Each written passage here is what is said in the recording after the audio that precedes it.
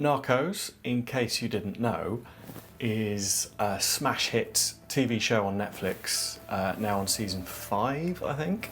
It follows the life and escapades of drug entrepreneur. That's wrong, isn't it? Pablo Escobar. And the guys at KUJU got in touch to say that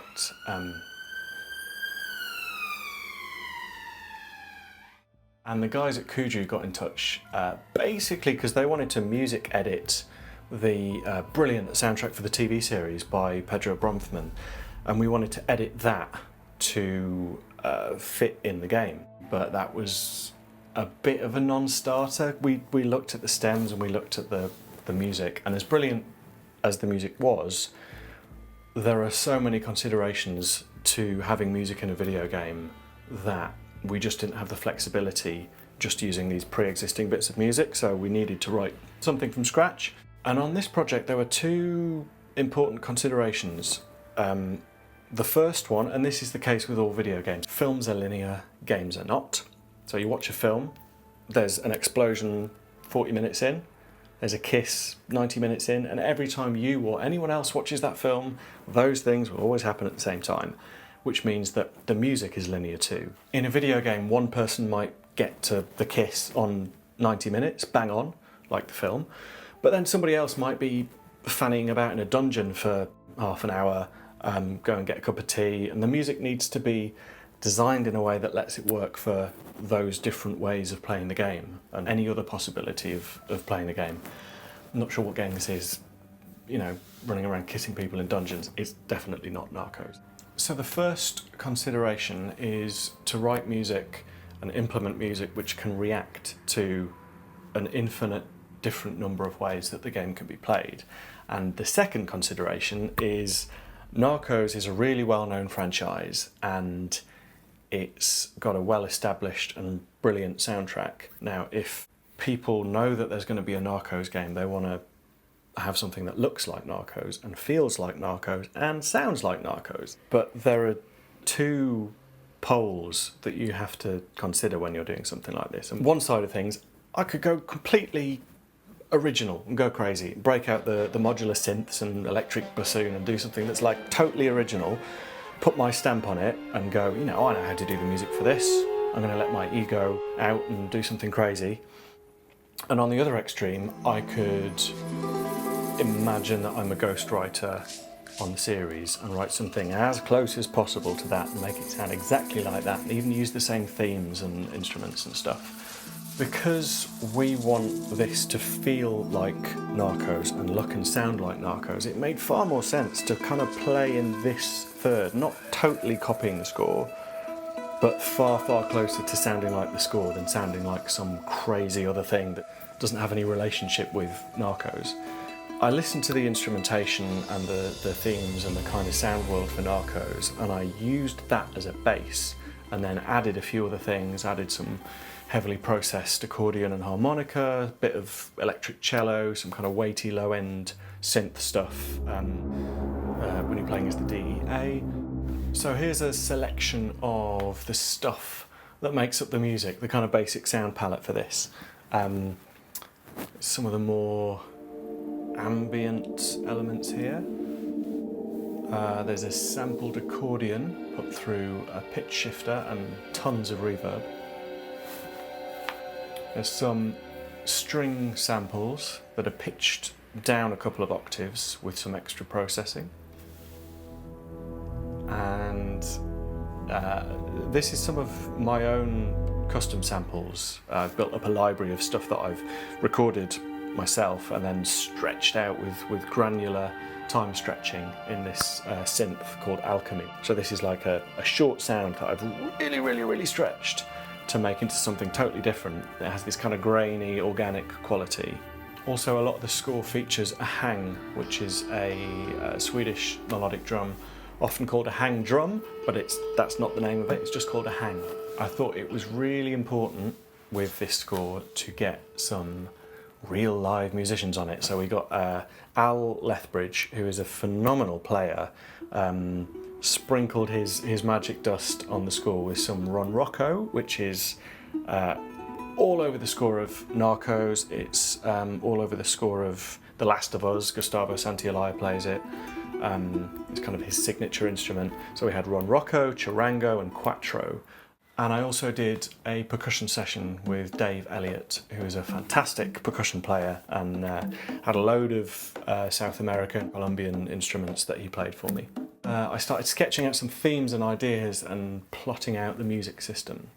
Themes in this one, there weren't too many melodic themes because the game and the tone and everything else lends itself to a kind of more ambient noir sound. There is melody dotted around in the score, which I'll come to a little bit later. So we ended up with a first initial level of music which was really ambient and spaced out. And then if things get a little bit more fraught, a little bit more energetic, we'd move to a second level, not layer. We're not going up at this point, we're going sideways. So we're moving to the second level, and then if, you know, all hell's breaking loose and you've got no health left and it's all perilous, we've moved to our highest level, the third level. And each of these needs transitions to smoothly kind of segue either back or forth between them. And each of these levels has 4 different stems.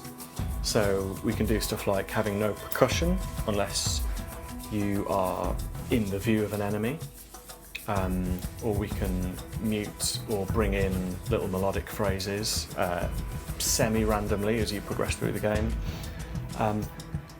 Also, each loop has, I can't actually remember with the project in front of me, but I think it's 11 or 14 variations. So each of these 3 things has 11 variations or 14 variations, and each of those variations has 4 stems. So you can multiply all that together and there's a heck of a lot of music in the game. So you should be able to play the game for a couple of hours and never hear the same 3 or 4 seconds of music repeated. So I can kick off just one of the 3 levels in Wise, and it'll play this infinite looping selection, sometimes with these little melodic phrases, sometimes without percussion or no percussion. Because there are enough variables to it, it doesn't feel just like one loop going round and round and round all the time. It almost feels like an improvised folky jam, which is perfect for the game. And then we can step up to a higher intensity level. And then we can bring down the player's health. So they've been shot at and all their team members are dying and things are getting a lot more tense.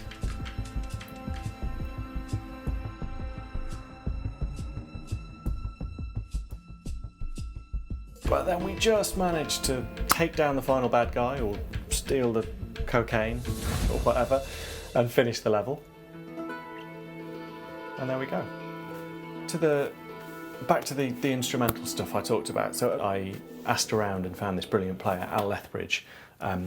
So he took my wonky demo parts that were all played on fake virtual Ron Roccos and charangos and stuff.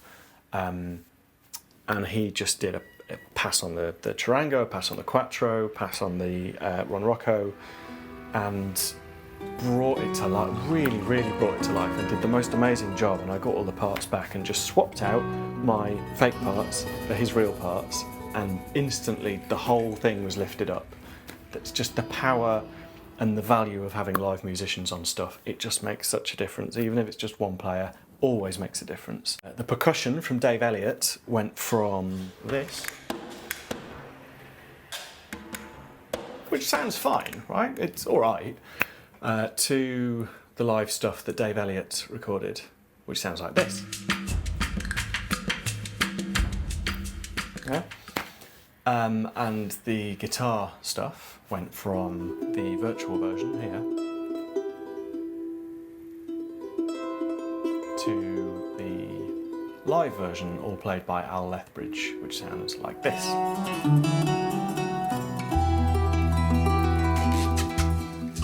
Huge difference, and it sounds great.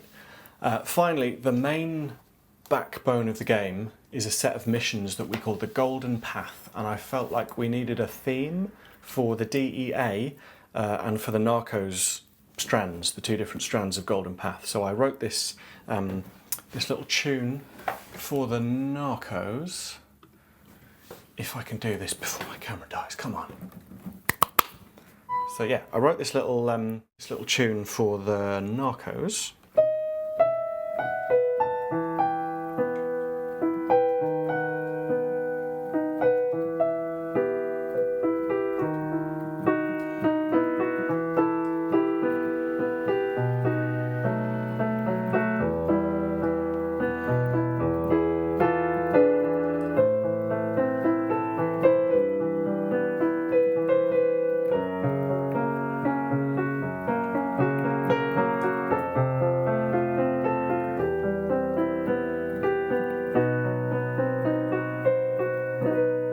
And then added some bass, some percussion, some guitars, and got the live players to add other parts that I'd written for it. So to finish, here's the final Golden Path theme for Narcos: Rise of the Cartels.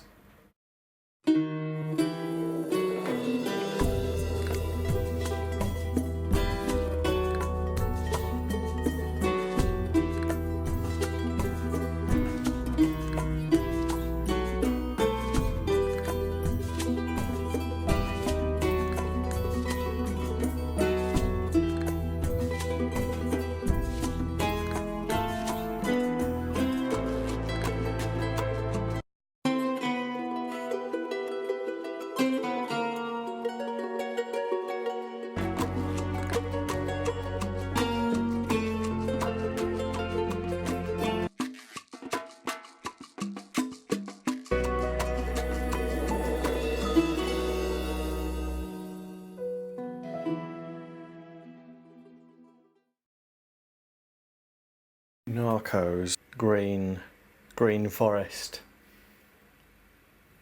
Oh, maybe lamp. Nice. Red. Oh, look at that. That's quite good. I quite like that. I'm going to go with that. Okay, right.